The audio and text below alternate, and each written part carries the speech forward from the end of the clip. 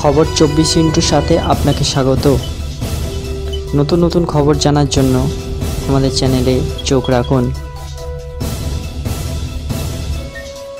নমস্কার দর্শক বন্ধুরা, খবর 24 আপনাকে স্বাগত।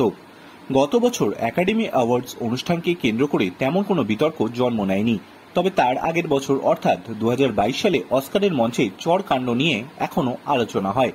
স্ত্রীকে নিয়ে কটূক্তির প্রতিবাদে সঞ্চালক ক্রিস রককে অস্কার মঞ্চে চড় মেরেছিলেন অভিনেতা উইল স্মিথ। সেই তিক্ত অভিজ্ঞতা এখনো অনুরাগীদের মনে টাটকা। সেই সময় 8টি বিভাগে পুরস্কার বিতরণ প্রক্রিয়াকে মূল পর্ব থেকে বাদ দেওয়া নিয়েও ক্ষোভ তৈরি হয়েছিল। তবে এবার অস্কারের মঞ্চে মূল চমক ছিল WWE খ্যাত জন সিনার উপস্থিতি। অনাবৃত শরীরে তিনি সেরা পোশাকশিলীর নাম ঘোষণা করলেন। একই মঞ্চে বিতর্ক তৈরি করলেন হলিউড অভিনেতা আল প্যাচিনো। সেরা ছবির পুরস্কার ঘোষণার দায়িত্ব ছিল তার, কিন্তু মঞ্চে উঠেই এক বড় ভুল করে বসলেন গডফাদার। সেরা ছবির মনোনয়নগুলি না বলেই সোজা বিজয়ী ছবি ক্রিস্টোফার নোলানের ওপেনহাইমারের নাম ঘোষণা করে দেন, যা একেবারেই অস্কারের নিয়ম বিরুদ্ধ। হলিউডের এক বর্ষিয়ান অভিনেতার কাছ থেকে এমন কাজ অপ্রত্যাশিত, তাই নিয়ে শুরু হয়েছে সমালোচনা। আল প্যাচিনোর একাডেমি অ্যাওয়ার্ড অনুষ্ঠানের অভিজ্ঞতা কয়েক দশকের অভিজ্ঞতার। অভিনেতা নিজের ঝুলিতেই অস্কার রয়েছে।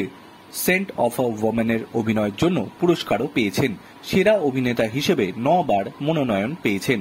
অস্কার অনুষ্ঠানে বিভিন্ন বিভাগে বিজয়ীর নাম ঘোষণার আগে প্রথমে মনোনয়নগুলি পড়া হয়, তারপর বিজয়ীর নাম উচ্চারণ করা হয়।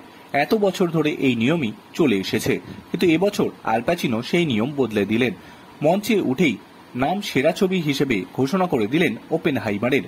হঠাৎ কেন করলেন তিনি এমন? এই ঘটনার একদিন পর একটি বিবৃতিতে তা জানিয়েছেন অভিনেতা। তিনি বলেছেন, আমি মনোনয়নগুলি বাদ দিতে চাইনি, কিন্তু অনুষ্ঠান কর্তৃপক্ষের তরফে আমাকে বলা হয়েছিল নতুন করে আর মনোনয়ন না করতে। তার কারণ, গোটা অনুষ্ঠান জুড়ে বেশ কয়েকবার নমিনেশনগুলি দেখানো হয়েছিল, তাই আমি আর বাড়তি সময় নষ্ট না করে সরাসরি বিজয়ী ছবির নাম ঘোষণা করেছি। তবে আমার এই কাজের জন্য কেউ যদি অপমানিত হয়ে থাকেন তাহলে আমি ক্ষমা প্রার্থী।